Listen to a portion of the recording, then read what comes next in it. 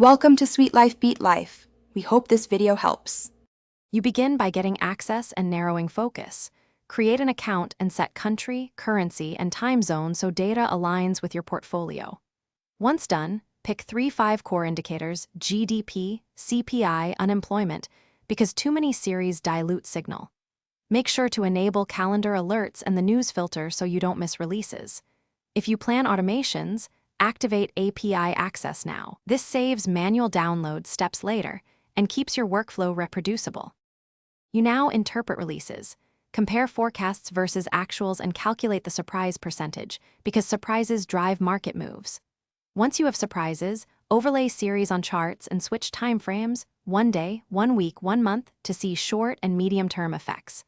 Make sure to run correlation tools to spot related indicators. This avoids false attributions.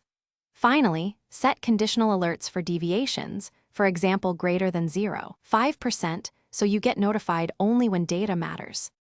You wrap up by converting insights into actions, adjust positions, apply hedges, or choose to wait depending on signal strength and risk limits. Once trades or decisions are made, export chart snapshots and raw tables, then save dashboard templates so you can reproduce the process quickly. Make sure to schedule a short review after major releases to capture revisions. If things go wrong, first check time zone settings, recent data revisions, and API rate limits. Those are the most common causes of errors. Thanks for watching. Consider subscribing if we helped you.